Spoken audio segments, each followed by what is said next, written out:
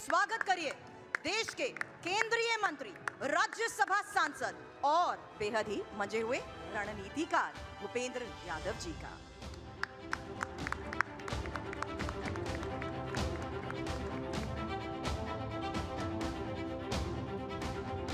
और मैं मॉडरेट करने के लिए गौरव को मंच पर बुलाना चाहूंगी।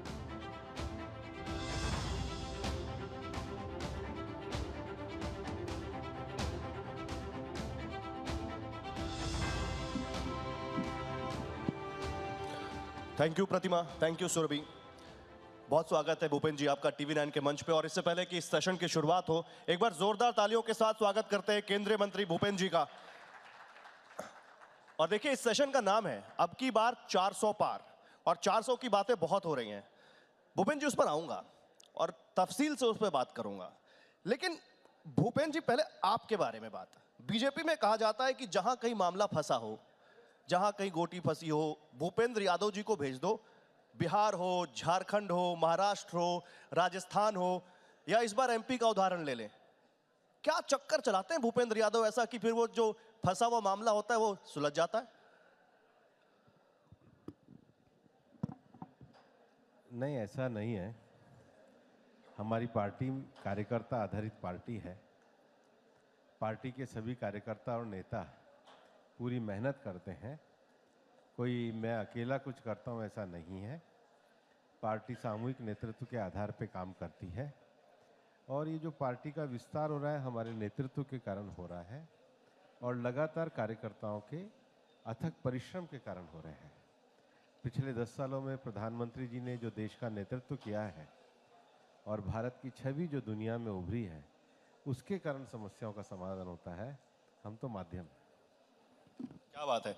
लेकिन जैसे अभी आप देख लीजिए, अभी जब MP में आपको इतनी भारी जीत मिली, उसके बाद बीजेपी के कार्यकर्ताओं ने कहा कि मोदी के नाम पर वोट पड़ा। शिवराज सिंह चौहान ने लाडली बहना के कांटे निकाल दिए। आप तो बहुत कुछ देख रहे होंगे, बहुत करीब से आप उस इलेक्शन को देख रहे थे। आप इसका श्रेय किसको देंगे? इस पूरे चुनाव में हमने जो कैंपेन का थीम दिया था वो MP के मन में मोदी था।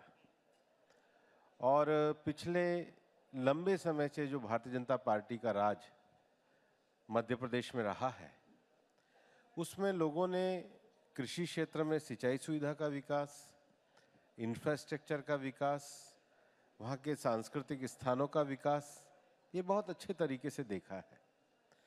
अगर आप देखेंगे कि हिंदुस्तान में सबसे साफ शहर कौन सा है तो इंदौर आएगा, भोपाल आएगा।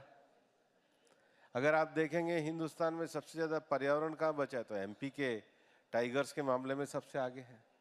इंडस्ट्रियल ग्रोथ में उस स्टेट की स्थिति अच्छी है, और सड़कों के मामले में स्थिति अच्छी है, ग्रामीण विकास में स्थिति अच्छी है, महिलाओं के सेल्फ एम्पावरमेंट में स्थिति अच्छी है।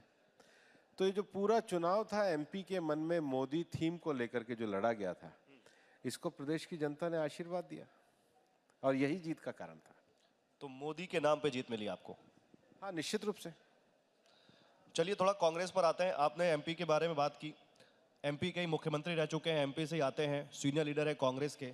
हम कह रहे हैं अब की बार 400 पार का जो आप टारगेट दे रहे हैं, वो तो कह रहे हैं कि 300, 400, 500 कुछ भी कर लो जब EVM अपनी है। तो वो EVM पर निशाना साध रहे हैं और कह रहे हैं कि EVM से छेड़छाड़ हुई है, हमें मौका दिया जाए तो हम प्रूव कर देंगे। और उनको डर है कि जो 400 का टारगेट है, इसीलिए है कि EVM से छेड़छाड़ हो सकती है 2024 में। तेलंगाना में क्या हुआ?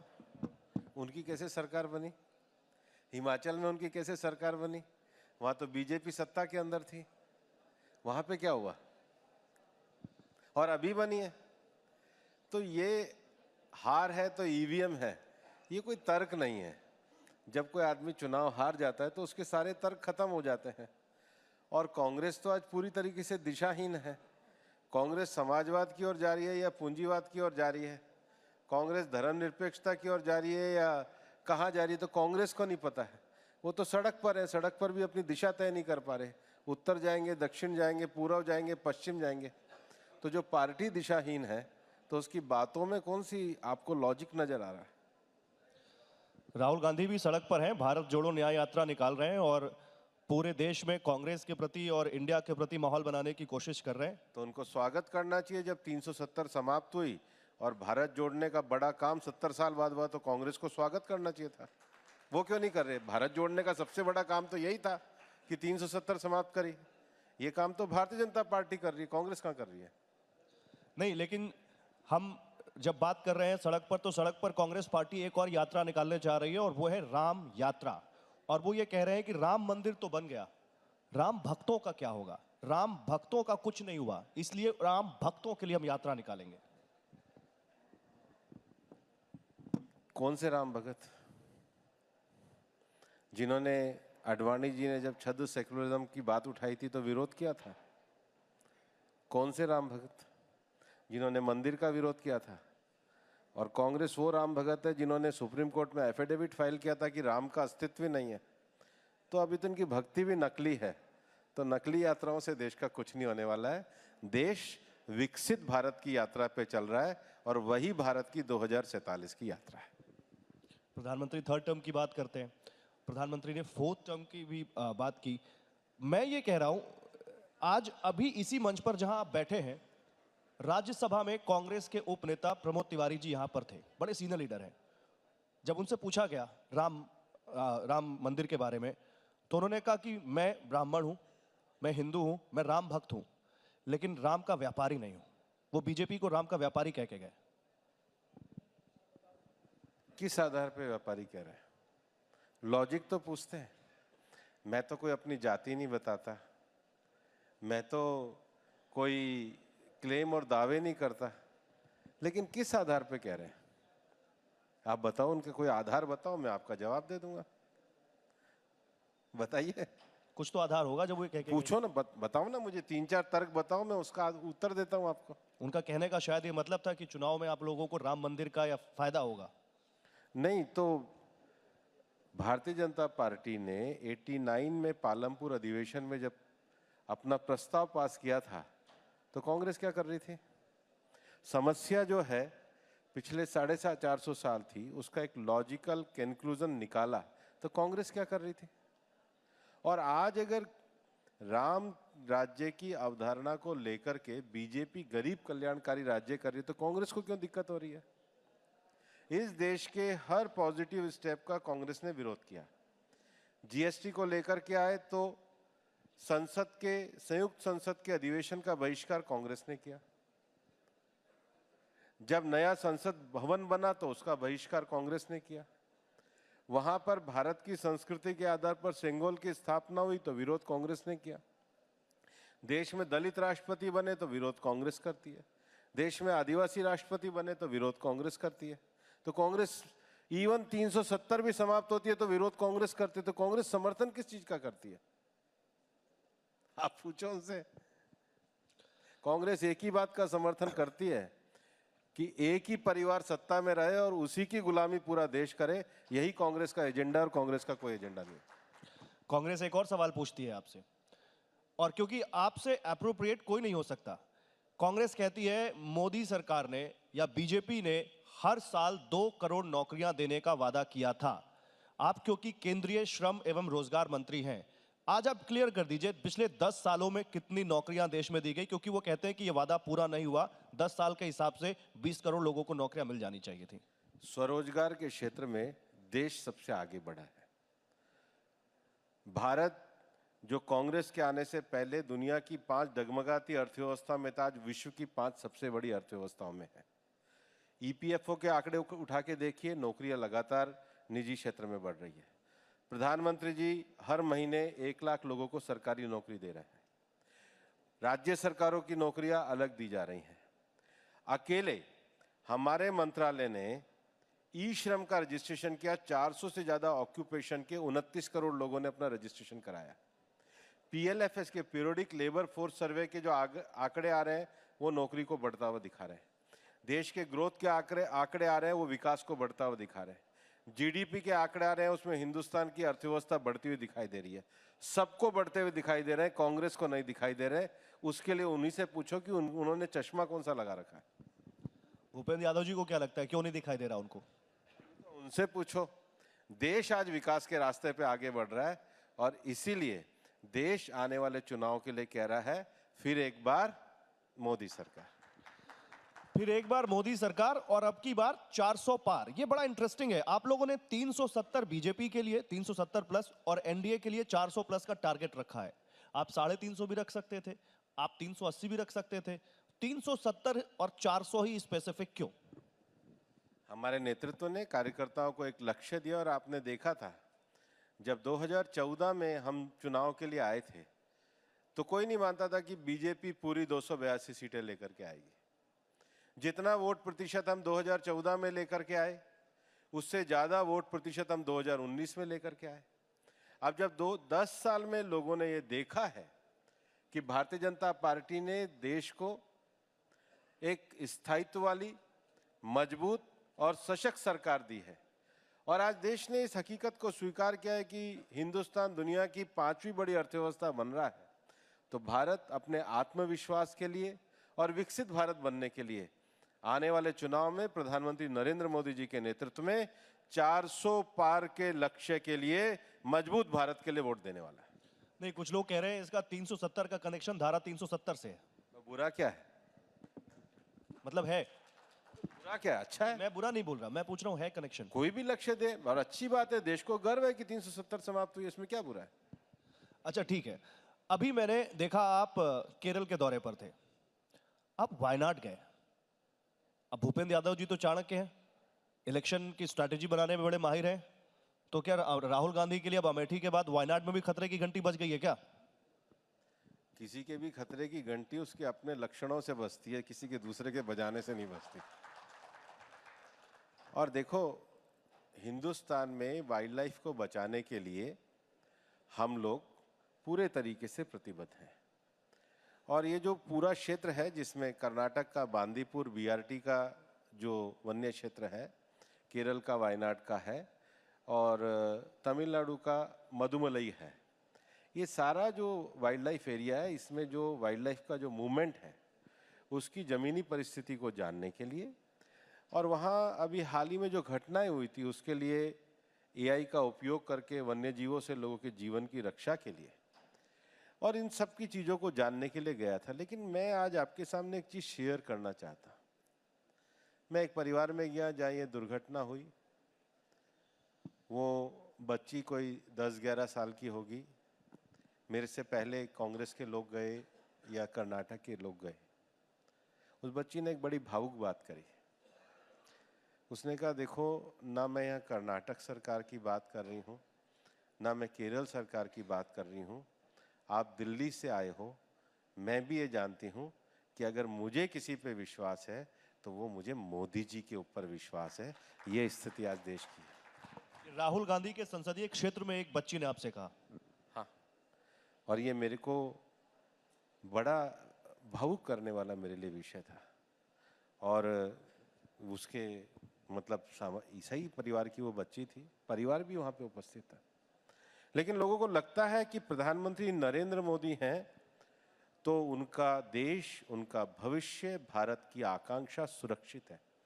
ये दक्षिण में चलने वाली आवाज है और इसलिए 400 पार का लक्ष्य बहुत बड़ा लक्ष्य नहीं है, इसको हम इस चुनाव में प्राप्त करेंगे। आपने मुझे मेरे अगले सवाल का क्यों दे दिया।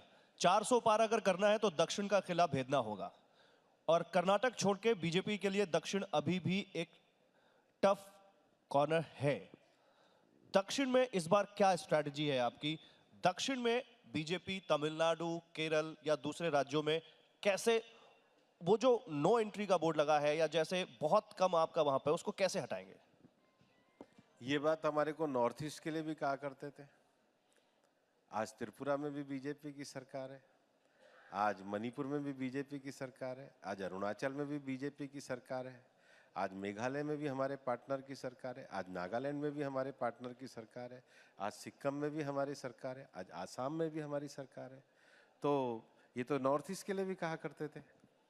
बीजेपी सबका साथ, सबका विकास, सबका प्रयास, तो उत्तर से लेके दक्षिण तक, पूर्व से लेके पश्चिम तक सभी जगह जाने वाली है और सभी जगह जाकर के हम 400 पार के लक्ष्य को प्राप्त करने वाले हैं। क्या बात है, बड़ा अच्छा लग रहा है आपको कॉन्फिडेंस देख के। लेकिन एक कॉन्फिडेंस आपके विरोधियों में भी है, इंडिया गठबंधन। और इंडिया गठबंधन पहले तो लग रहा था कि ट्रैक से उतर रहा है, लेकिन अब वो ट्रैक पर आना शुरू हो चुका है। धीरे धीरे उनकी सीटें भी बढ़ रही हैं, धीरे धीरे सीट शेयरिंग भी हो रही है। खतरा मानते हैं और मानते हैं कि इंडिया गठबंधन आप लोगों के लिए इस चुनाव में कोई बड़ी चुनौती देगा? कौन से ट्रैक पे चल रहा है? पंजाब में उनकी गाड़ी उतर गई, जम्मू में उनकी गाड़ी नहीं चल रही, बिहार में उनकी पटरी से गाड़ी पे पटरी नहीं है, बंगाल में वो चल नहीं पा रहे, नॉर्थ ईस्ट में वो बिखर के चले गए। कहाँ पे चल रहे हैं? आपको ही दिख रहा होगा। आप, मुझे लग रहा है कुछ आप ज़्यादा, उनसे ज़्यादा आशान्वित आप मुझे ज़्यादा लग रहे हैं। वो खुद ही अपने विश्वास में नहीं है, आप इतनी क्यों आशा रख रहे हैं? नहीं, मैं आशान्वित नहीं हूं, मैं तो फैक्ट बता रहा हूं, क्योंकि सीट शेयरिंग हो गई। आज दिल्ली में आम आदमी पार्टी ने बाकायदा टिकट भी अनाउंस कर दिया। बिहार में सीट शेयरिंग हो गई? नहीं, बिहार में तो नीतीश कुमार आपके पास आ गए। बंगाल में सीट शेयरिंग हो गई? बंगाल में लोग कह रहे हैं बातचीत चल रही है शायद। पंजाब में सीट शेयरिंग हो गई? जम्मू कश्मीर में सीट शेयरिंग हो गई? कहाँ सीट शेयरिंग हो गई? जहाँ नहीं है वहाँ पे सीट शेयरिंग है, जहाँ पर है वहाँ पे सीट शेयरिंग नहीं है। सीट शेयरिंग मतलब जिसके पास सीट है वो उनसे शेयर कर रहा है क्या? जिसके पास नहीं है वो सब शेयर कर रहे हैं, पर जिनके पास है वो तो उनसे कोई शेयर नहीं कर रहा है। आप कह रहे हैं उनकी गाड़ी ट्रैक पर नहीं है, और वो मालूम है क्या कह रहे हैं भूपेंद्र जी? मालूम ही होगा, आपने तो देखा ही होगा। वो कह रहे हैं कि बीजेपी इंडिया गठबंधन से घबरा गई है, डर गई है, इसलिए इंडिया गठबंधन को उसने तोड़ना शुरू कर दिया है। हम क्यों तोड़ेंगे? आप एक बात देखिए, हम 2047 के विकसित भारत की बात कर रहे हैं, वहाँ से क्या आ रहा है?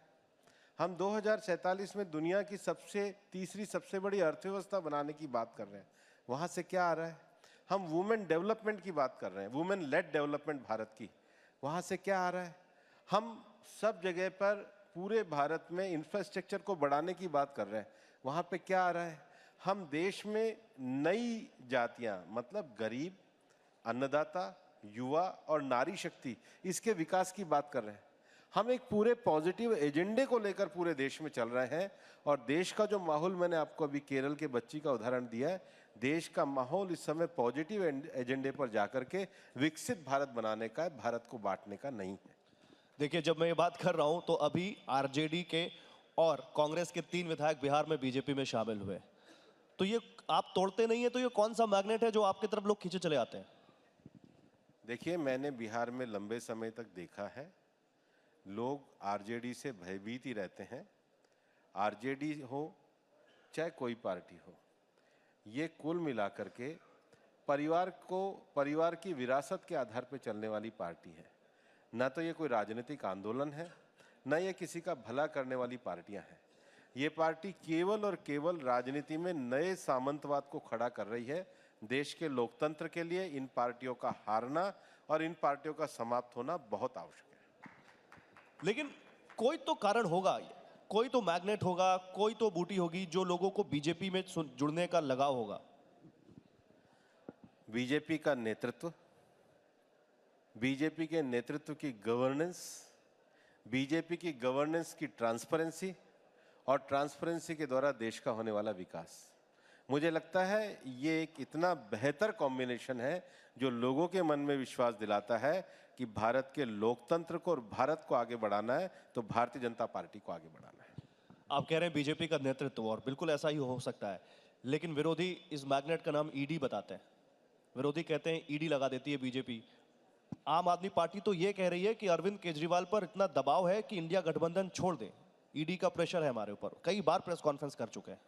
देखिए, अगर कोई भी एजेंसी किसी भी व्यक्ति को बुलाती है तो कानून की सम्मान करने वाला व्यक्ति तो देश के कानून के सामने उपस्थित होता है, न्याय का शासन करने वाला व्यक्ति न्यायालय के सामने उपस्थित होता है। जो दोनों जगह से अनुपस्थित हैं, जो दोनों जगह से गायब हैं, जो कानून का पालन नहीं कर रहे, वो लोगों को किस प्रकार की नैतिकता की बात करने की आदत है? उनसे पूछिए, क्यों नहीं अपीयर होते, क्यों नहीं पेश होते जब कानून के द्वारा आपको बुलाया जाता है? तो क्यों बहाने लिए जाते हैं? वो कहते हैं राजनीति से प्रेरित है समर। हमने तो लिखित जवाब दे दिया, तो जाकर के लेकिन कहते ईडी मानती राजनीति नहीं। से प्रेरित है, कौन मना करेगा? चलो ये बयान दे दो, देते क्यों नहीं है? ऐसे देश का कोई भी कानून, कोई भी व्यक्ति अगर कानून अपने हाथ में लेने लग जाएगा और अपने हिसाब से न्यायालय को चलाने लग जाएगा तो ऐसे तो नहीं चल सकता। सबको मानना पड़ेगा। रूल ऑफ लॉ तो पूरे देश में है, और जो कानून बनाए तो संसद ने पास किए हैं, कोई हमने अपने घर से थोड़ी बना दी। संसद के कानून से पास होकर के जो संस्थाएं बनती हैं उनको सबको जवाब देना चाहिए, यही तरीका है। रूल ऑफ लॉ इसी को ही कहते हैं। ठीक है, राजनीति संभावनाओं का खेल है और आपसे बेहतर कौन जानता है। अगर उद्धव ठाकरे एनडीए में लौटना चाहें तो उनका स्वागत है। नहीं, अभी तो हम पूरे तरीके से प्रधानमंत्री नरेंद्र मोदी जी के नेतृत्व में एनडीए के 400 के लक्ष्य को लेकर के चल रहे हैं, और निश्चित रूप से 400 सीटें हम जीतेंगे। बाकी संभावनाओं का जवाब देने के लिए मैं यहाँ नहीं बैठा हूँ, फैक्ट्स का जवाब आपको जरूर दे दूंगा। लेकिन भूपेंद्र जी, एक आरोप जो बीजेपी पर विपक्ष लगाता है, वो कहते हैं हमारे कार्यकर्ताओं को भड़काते हैं, जमीन पर मेहनत बीजेपी के कार्यकर्ता करते हैं, चुनाव वो जिताते हैं, लेकिन कई बार उन्हें कुछ मिलता नहीं है। महाराष्ट्र में शिंदे मुख्यमंत्री बन गए, बिहार में नीतीश कुमार बन गए।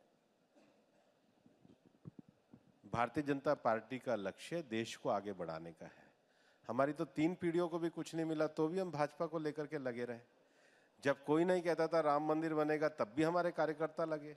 जब कोई नहीं कहता था कि धारा 370 समाप्त होगी, तब बीजेपी के पहले संस्थापक अध्यक्ष डॉक्टर श्यामा प्रसाद मुखर्जी का बलिदान हुआ। भारतीय जनता पार्टी एक मिशन को लेकर के काम करती है। हमारा कार्यकर्ता मिशन के साथ जूझने वाला कार्यकर्ता है, और हमारा नेतृत्व मिशन को पूरा करने के संकल्प वाला नेतृत्व है। तो संकल्प वाला नेतृत्व और जूझने वाला कार्यकर्ता, ये भाजपा की विशेषता है। क्या बात है। इसी नोट पर जोरदार तालियां हो जाए केंद्रीय मंत्री भूपेंद्र यादव जी के लिए। सर, बहुत बहुत आपका शुक्रगुजार हैं हम, बहुत बहुत शुक्रिया आपका, आपने कीमती वक्त हमें दिया, और आपसे गुजारिश है कि कृपया आप स्टेज पर रहें। Thank you so much, Gaurav. Thank you, sir. May I please request you to be here in the stage for a minute, because अब मैं अनुरोध करूंगी पूनावाला फिनकॉर्प के एमडी अभय सर से कि वो मंच पर आएं और भूपेंद्र यादव जी को सम्मानित करें। जोरदार तालियां।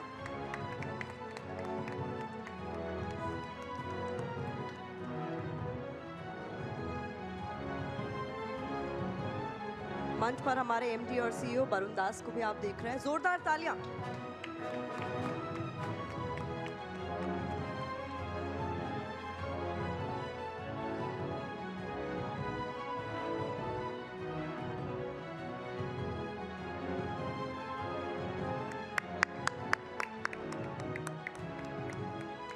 Thank you so much, sir.